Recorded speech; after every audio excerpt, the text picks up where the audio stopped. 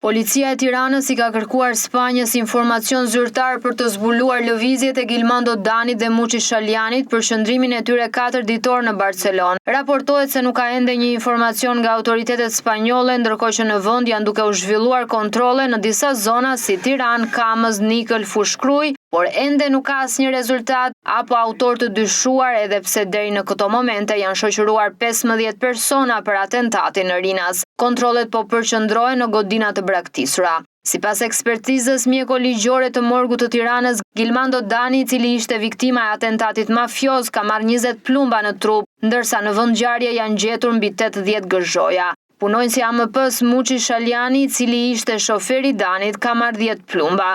Ai ndodhet i intubuar në gjendje të rëndë shëndetësore. Nga verifikimet e kryera rezulton se edhe makina e përdorur nga autorët në krim është vjedhur në Greqi në 22 tetor të 2023-shit, ndërsa targat në vitin 2024 në Greqi dhe ishin të mbivendosura.